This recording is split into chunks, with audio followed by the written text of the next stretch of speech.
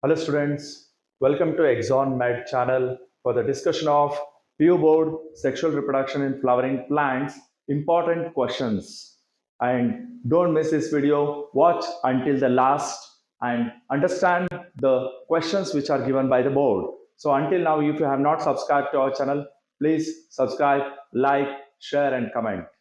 So let's start with the first question of the chapter Sexual Reproduction in Flowering Plants. First question. The function of tapetum in microsporangium is. So, tapetum function. So, you know, this is outermost the anther wall called epidermis. Then next comes endothecium, and next comes the middle layer, and then the innermost layer is called as tapetum. And we know this tapetum nourishes the developing pollen grains. So here the option nourishes the developing pollen grains will be the correct answer. And it helps in dehiscence of anther and release the pollen. So epidermis, endothecium and the middle layers helps in dehiscence of anther to release the pollen. And also they help in protect. So the correct option for function of tapetum is nourishes the developing pollen grains. The next question. Correct sequence of anther wall layers. Just now we discussed about that.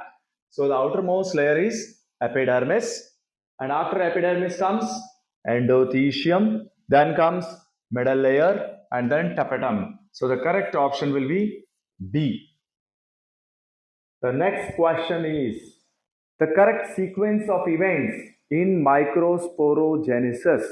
So we know microsporogenesis is the production of microspore from the microspore mother cell by meiosis.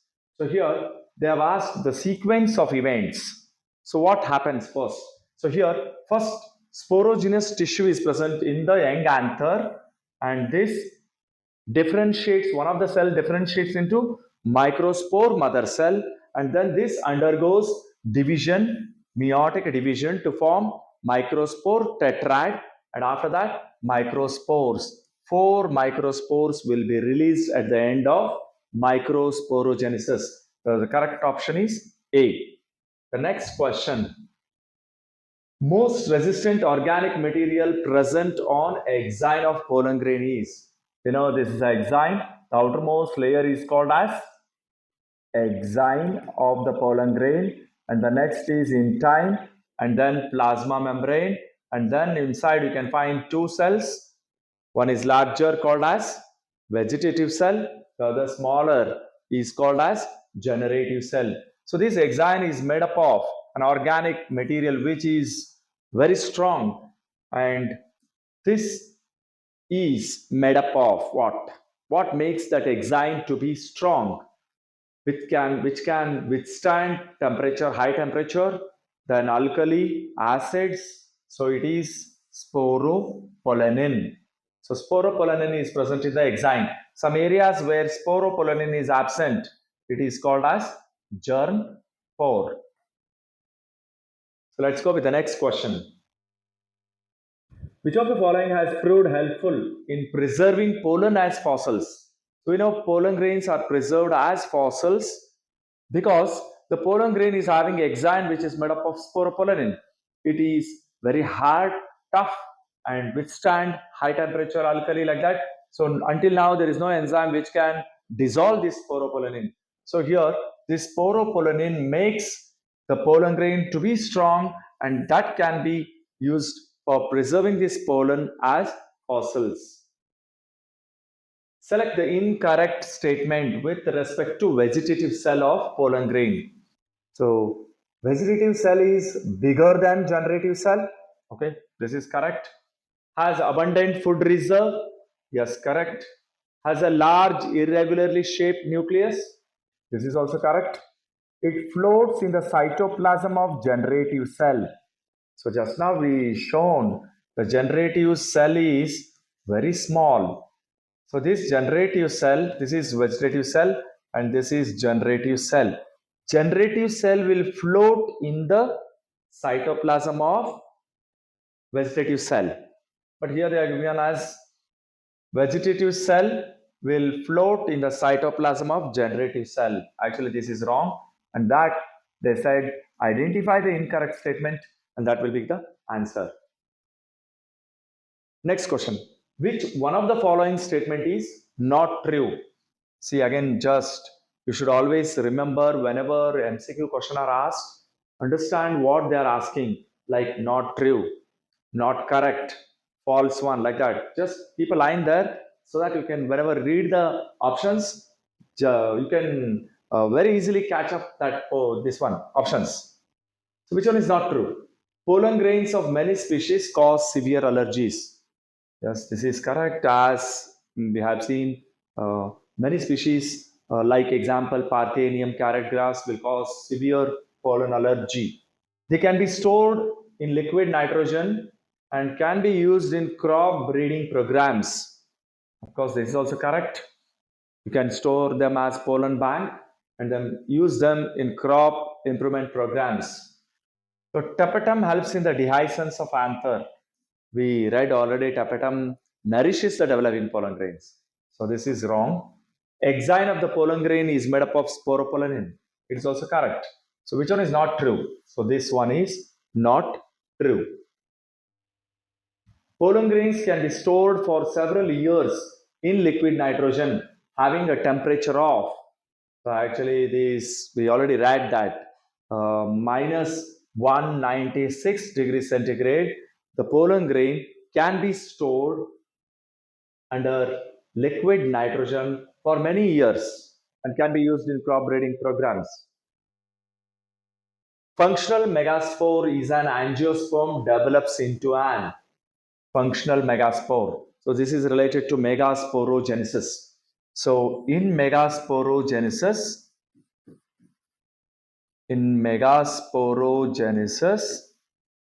so here the cell which gets differentiated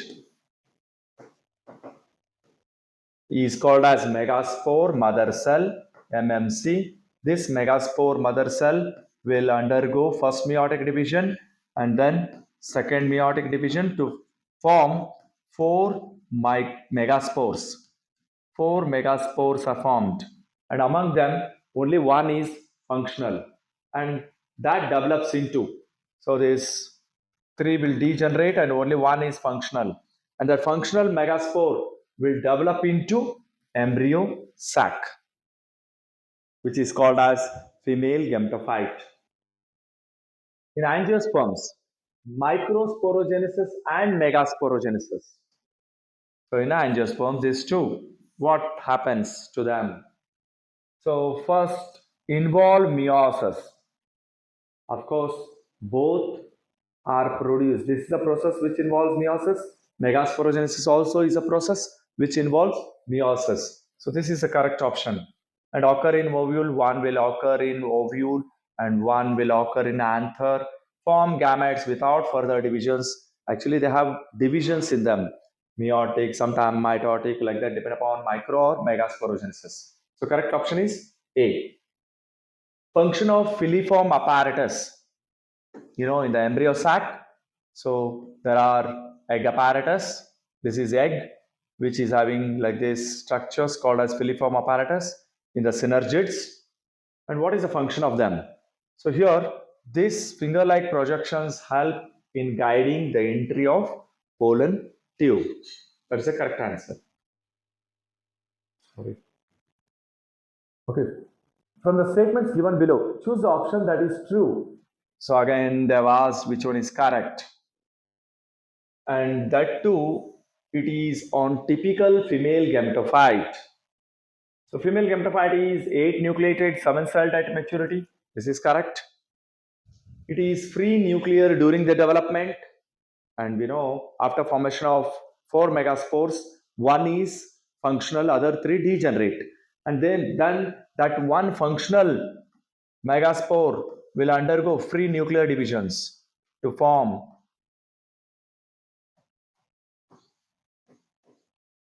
2 nucleus, 4 nucleus, 8 nucleus, and form a mature embryo sac. So it is free nuclear during development. That is also correct.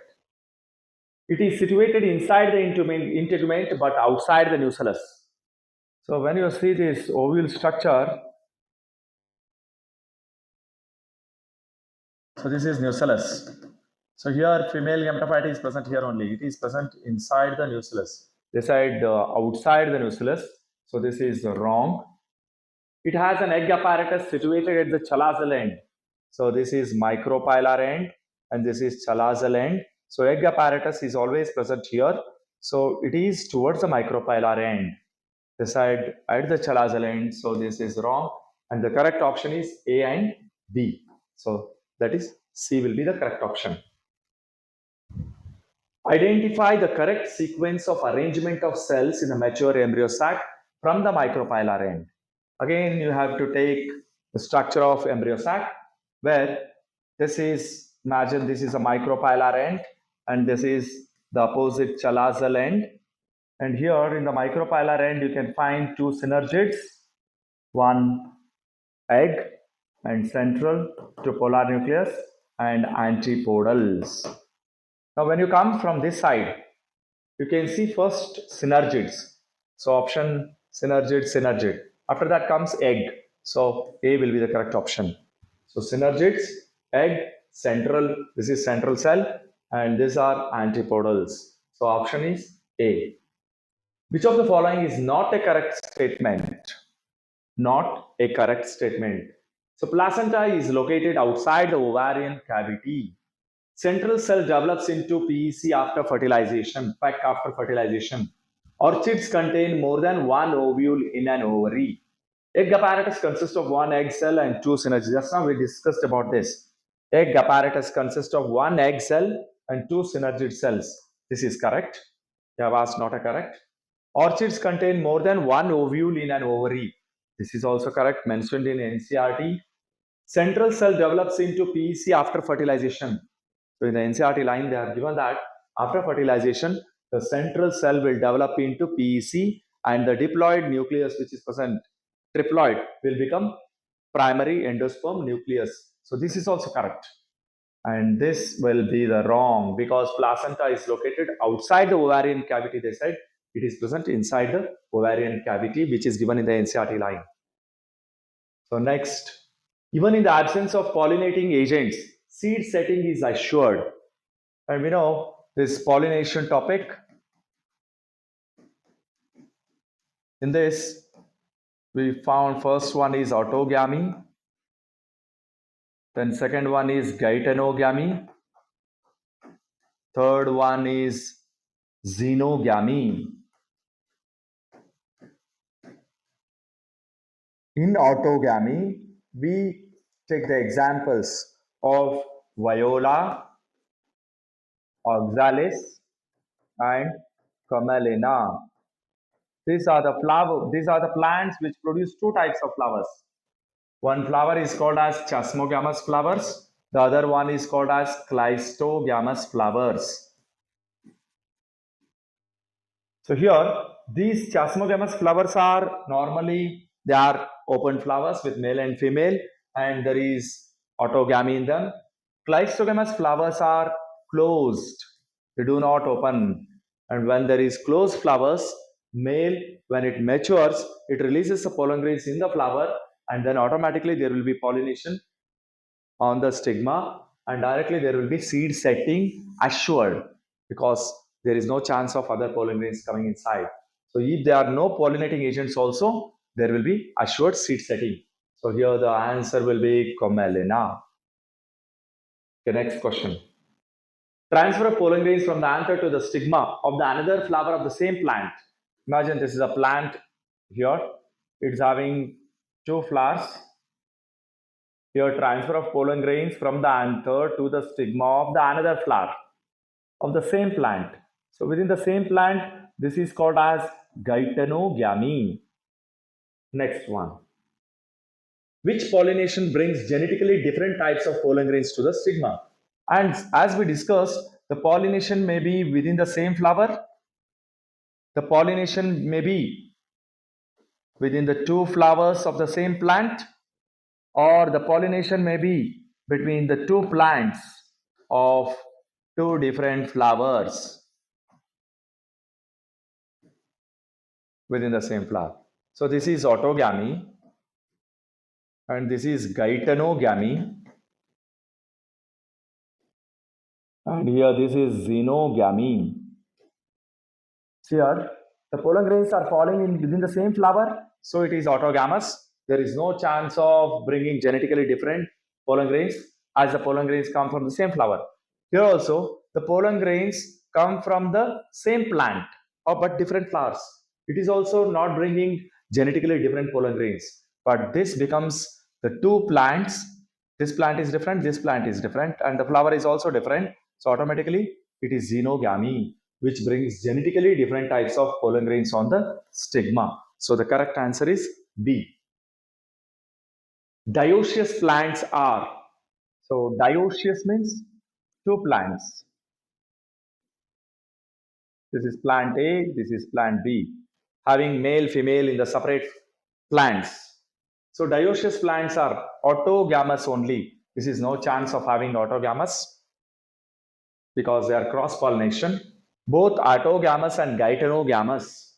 So it can't be autogamous and gaetanogamous. Both gaetanogamous and xenogamous, it can't be that one. And it can be xenogamous because we already discussed that pollination between two different flowers of the two different plant is called xenogamy. So dioecious plants are always xenogamous. There are two statements here. In Viola, just now we discussed about that, both the autogamy and gaetanogamy is prevented. You know, Viola is having autogamy. So this statement will become wrong.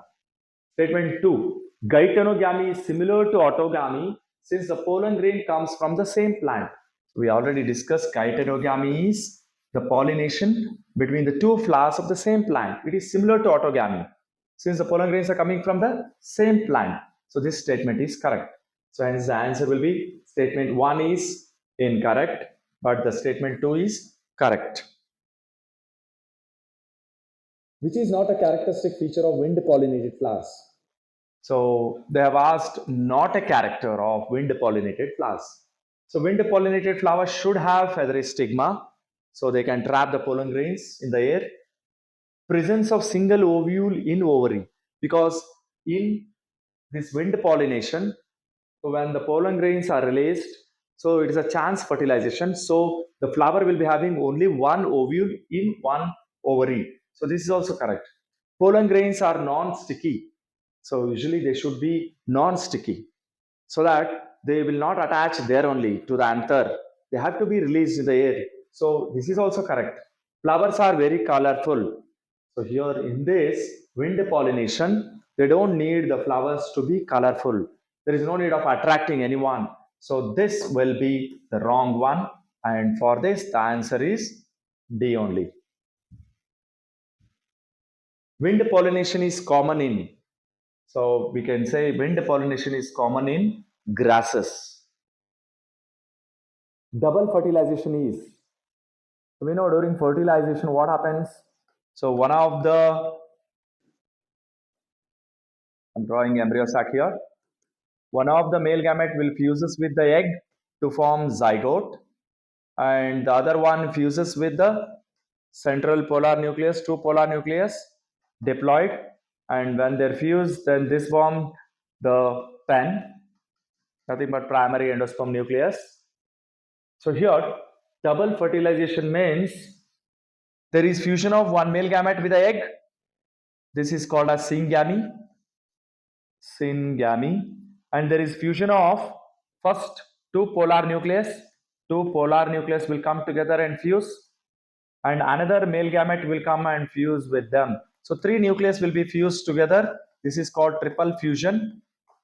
So as three nucleus are fused, so this we call in angiosperm as double fertilization.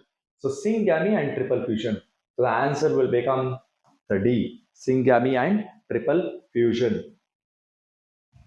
In a fertilized embryo sac, so already the embryo sac is fertilized now. So you have to identify haploid, diploid and triploid structures. So here after fertilization, So synergids are always haploid. Egg after fertilization will become diploid, and the central cell, that is to triploid, will become pen, which is 3N, and the antipodals are N.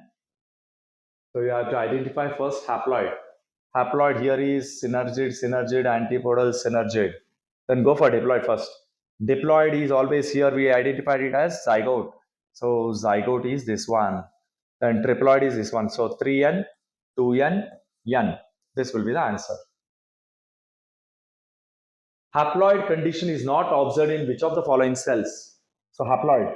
So here this is haploid, this is haploid. Zygote is 2N and this is 3N. Antipodal is N, egg is N. Antipodal is N, synergid is N. So they have asked not observed. So this becomes B as the answer. Endosperm persists in mature seeds in, remember, endospermic seeds, non-endospermic seeds. When you identify for examples, you should remember here first. Endosperm persists in mature seed in, persist means remains, means they are called as endospermic seeds. So here they have given, first understand about dicot and monocot. Groundnut, castor, pea, beans, all are dicot here. Okay, all are dicot except one. They are telling there is endosperm. Usually, remember, dicots are not having endosperm. So this is wrong, this is wrong, this is wrong. This one is special as it has endosperm in it. This is exception. So the answer is B. So for endospermic seeds, we can tell that these are monocots. Except orchid. So non-endospermic seeds are dicot, except castor. These are exceptions. Remember this trick and you can answer the question. Coconut water from tender coconut is. So you know coconut water, it is free nuclear endosperm. Endosperm during development will undergo nuclear division and there is no cell wall formation. Such type of endosperm is called as free nuclear endosperm. So that happens in tender coconut. And later cell wall is formed also. In a monocot embryo, shoot apex and leaf primordia are enclosed in a hollow folia structure. You have seen this hollow folia structure. So this is hollow folia structure where shoot apex is present. This is shoot apex. So shoot apex is covered by foliar structure, leaf-like structures called as coleoptile. Coleoptile. So the correct answer is coleoptile.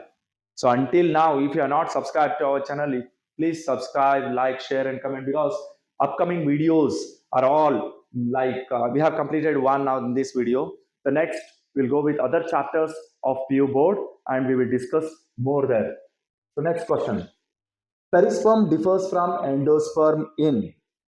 So understand perisperm is diploid because it is made up of persistent nucellus. Nucellus is diploid. Endosperm is triploid. So you can just identify now perisperm is different from endosperm in having diploid tissue. So next question. Non-albuminous seed is produced in, already we just now I gave a trick of how to remember this albuminous and non-albuminous. So non-albuminous seed, again you go to the trick. So this is this one and you can go here. Maize is monocot, wheat is monocot and we studied this exception there as it is endospermic and now these three also become endospermic except P. So the answer is P. Parthenocarpic fruit is. So what is parthenocarpic fruit? The fruit which develops without fertilization is called as parthenocarpic fruit. So here in this banana is the parthenocarpic fruit. Which labeled part makes the fruit a false fruit? So let's identify this one first. So C is thalamus, And these seeds, and B is endocarp, and A is mesocarp. So now we have to identify this. So which labeled part makes a fruit a false fruit? So here, false fruit is a fruit which is formed not from the ovary. Actually, fruit should form from the ovary. Here, in the apple, what happened? The fruit is formed from the thalamus. So here, thalamus is the answer where the fruit is formed. So you have to understand that this is a thalamus part. That is fruit which is false fruit. Next, occurrence of more than one embryo in a seed is. So occurrence of more than one embryo in the seed is called as more than one embryo. So it is polyembryony. Polyembryony. More than one embryo. It happens in both grasses. Sorry, occurrence of more than one embryo in a seed can be seen in citrus. Citrus and mango. You can find more embryos are present. So that is called polyembryony. So this statement type of question. Apomixis is the production of seeds from unfertilized ovules. We already know apomixis is the production of seeds without fertilization. So statement 1 is correct. Statement 2. Embryos produced from apomictic seeds are not generally identical to the parent plant. So here, actually the embryos which are produced from the apomixis will be genetically identical because there is no fusion of male and female gamete. So directly the female will develop into seed. So it should be like its mother only. So here, this statement will become wrong. So statement 1 is correct, true, and 2 is false. The first one is the correct answer. Formation of fruit without fertilization is called apomixis. So formation of fruit. So actually apomixis is formation of seed without fertilization. So statement 1 is wrong. Statement 2. In some species of Asteraceae and grasses, seeds are formed without fertilization. This is correct. So statement 1 is wrong and 2 is correct. 1 is incorrect and 2 is correct. Following picture is an example for. So this shows the female reproductive part of the flower, gynoecium, where you can find many carpels are fused together in Papaver somniferum. So it is many carpel means multicarpellary. Apocarpus means free. So multicarpellary syncarpus gynoecium will be the correct answer. So by this, we end up the first chapter, Sexual Reproduction in Flowering Plants, Board MCQ given by Karnataka Board. And please go through this, tick them in your question bank, and then get ready for the annual exam. And until that, stay tuned to our channel. You get next videos very soon. Thank you.